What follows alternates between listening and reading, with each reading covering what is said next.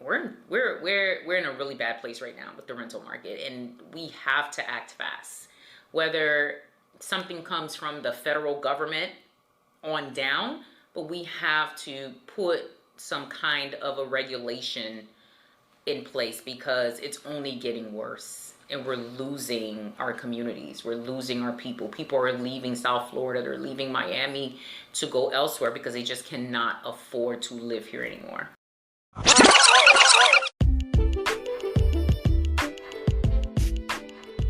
Hello, I'm Elijah Pistana. I'm Alyssa Vargas. I'm David Marr. I'm Nicholas Sayas. And this is the Wealth Gap in Housing Miami Breakdown, a podcast where we discuss how housing affects Miami residents and future homeowners. In today's episode, we'll be talking about the importance of educating oneself and how local government impacts housing. You just heard Councilwoman Linda Julien, a member of Miami Gardens who she currently resides and lives in, and also has knowledge and experience in the real estate industry. We got her insight within our interview, and we were able to understand how is housing being affected currently, before and after the pandemic. So Alyssa, you're a part of the interview that we had with Councilwoman Julien. Her story is very impactful. What were certain points that you saw that really emphasized, being that young American person trying to live, their day?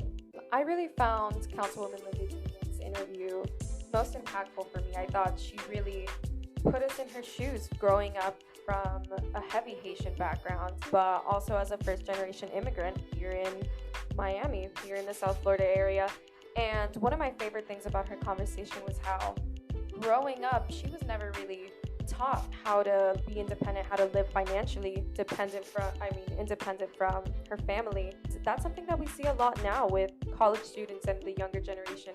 No one's really teaching them how to save, how to handle their money, what a credit card is, what credit is. And so that was probably the most impactful part. Yeah, just coming from high school from a couple of years ago, we never really had a financial literacy course until the end of our senior year. How many people remember learning about, what a checkbook is or how to invest money? We had to learn that on ourselves. And looking within Linda Julien, our councilwoman, she really focused within this interview about educating oneself and investing and really doing research. When you look at her story, unfortunately at a young age, her father passed away due to issues within the home, which we can play that clip now, her talking about that experience. When I lost my father at 12 years old to a home invasion, my mom was a stay-at-home mom. So at this point, she had no idea what to do, how to fix it. Where do I go? That age, I was forced to grow up to try to find resources and connect with people. You were able to see that she never really had particular figures being able to give her that financial investment of understanding. So she really had to, pick up the bootstraps and start really working on finding out what are the best programs for the family, what are the best investments, how to do that. And that's really her journey of self-discovery, which is really cool. David, do you have any research or any points that you want to talk about on this? Yeah, I think a lot of people will, reside with her and get from her experience. And I actually found a research from the National Association of Realtors in 2018. They reported that 16% of non-homeowners believe that they would have difficulty qualifying for mortgage due to their financial lack of literacy, and 13% would say that they wouldn't know the first step of the process. So Nico, I want to hear your thoughts on this. What are you seeing that's in regards of, the interview and things particular with housing that we saw with Councilwoman Linda Julien? Okay, so the people that are most at risk to this housing crisis is the average medium to low income worker. And when people choose this life, they assume that they're guaranteed stability and security, and that's just not a guarantee anymore. And that's something that needs to be focused on, and especially by community leaders. And there needs to be more education and an effort towards educating our children as well and preparing them for the future. So with that information, when we were in the pandemic of 2020, what did you see that was affecting people with their homes, with your friends and your family? what were you looking at? Like, for example, for me, when I was with my home, I was seeing a lot of people losing their rent because everything's skyrocketing, getting high. What were you seeing, Nico?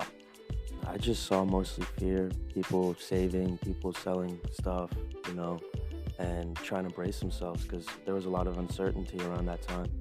And I think that uncertainty hasn't left people yet, and people are still a little confused, especially with inflation.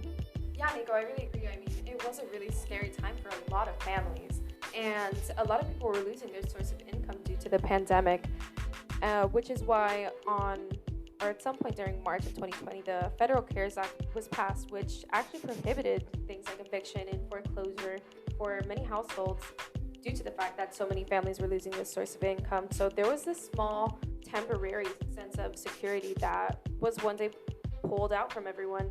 And so we actually have come to a really scary moment in the housing market. And we have this great clip of Councilwoman Linda Julien, talking about how bad the rental and housing market just is right now. The housing situation in Miami is in crisis. People are struggling to meet the mandate of high rent amounts, low inventory, high interest rates. It's really a scary situation, not knowing if you're going to have a roof over your head. This isn't just coming from someone that's a representative in our local government or anything. This is actually coming from someone that experiences themselves. The Councilwoman Linda Julien has both professional and personal experience in the housing market in not only South Florida but in Miami Gardens. And I think that's what makes her interview so impactful.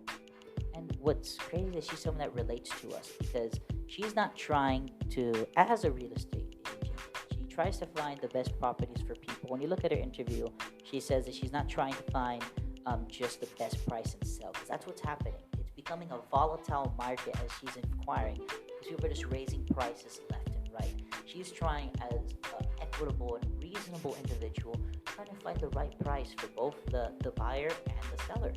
And that's the importance of that, is trying to find that equilibrium, because there's an unvolatile market. Like Nico was saying, there's that constant fear. People are selling, people are having that uncertainty. And because of that, no one knows what's going to happen. But the idea is having that collaborative effort, getting that research, being able to understand the market, being able to know when's the right time to buy, knowing what programs the government offers individuals. That is when we're able to prepare ourselves, and leading off to what Councilwoman Julien is saying, to get us ready for the future. Every section of our interviews, we always ask them, what do you ask and what do you want to give to the future generations who see this interview?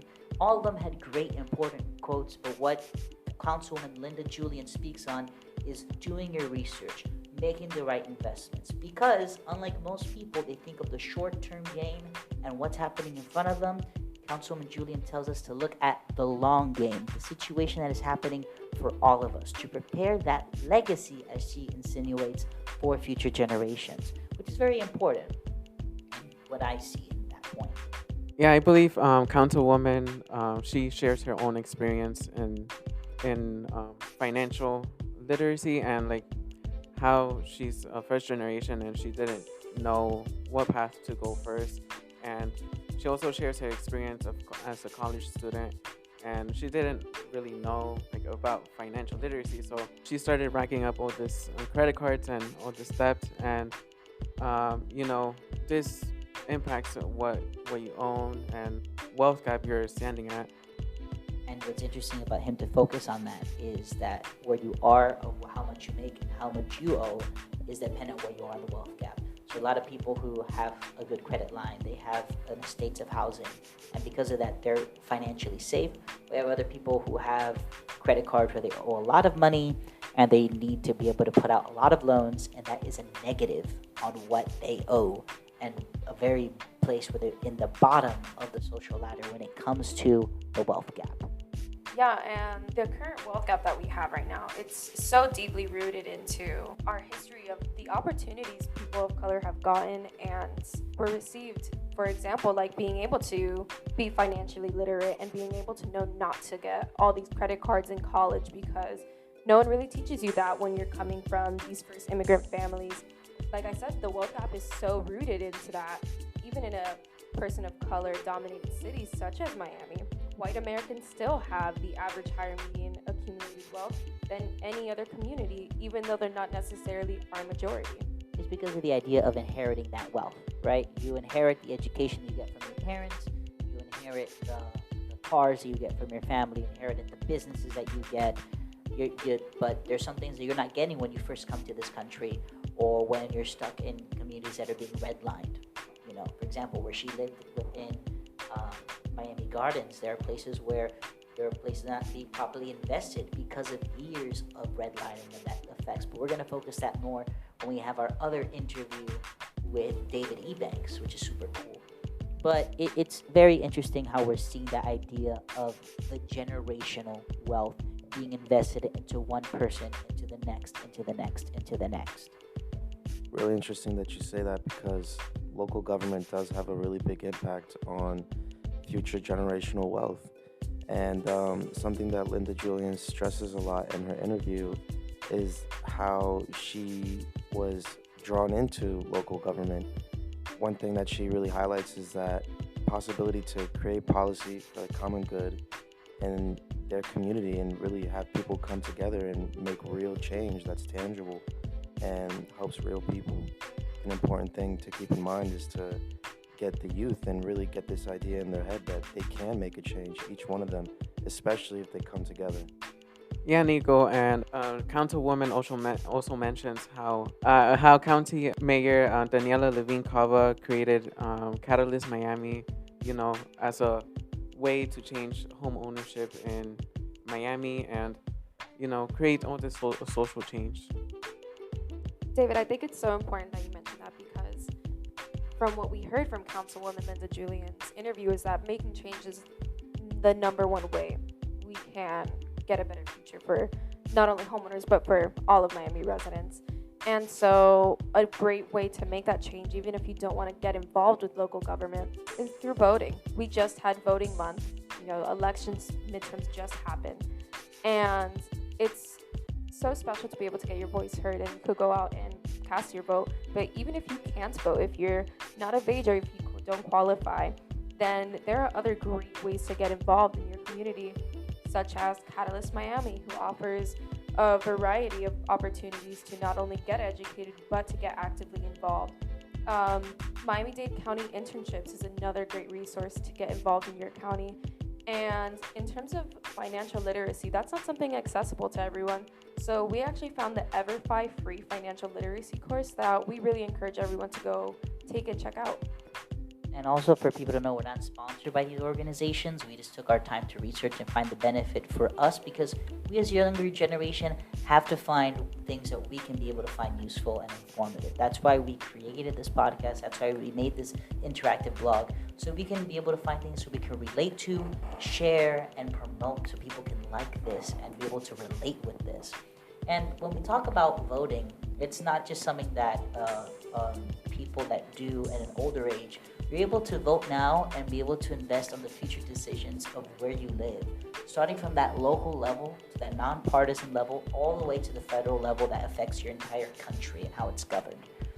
So we just really promote that importance of voting, and also in financial literacy. For example, me personally, I'm a DIY kind of guy. I'm able to look up things and find out why things work. We're thankful to be in a generation of the digital age, which means that we're able to read and be able to find out all this accessible information when needed. So as Linda Julien, our councilwoman, said, it's important to be able to have that desire of curiosity and to be able to think and be able to make those rational investments, which is that research for your own education. And that's why us as university students, we invested in our own education to be able to go and pursue what we want to do. And this is why it's important to be able to have education and to be able to get yourself informed and to know how local government impacts housing. And this is where we end our podcast. We thank you all to be able to listen to everything that we're doing and to be able to follow us, be able to look at our online digital oral histories. Follow these links that we have on our article. I'm Elijah Pestana. I'm Alyssa Vargas. I'm Nicholas Sejas. I'm David Moore. And this is the Wealth Gap and Housing Miami Breakdown. Thank you so much for listening, and we hope you guys have a great day. Bye, guys.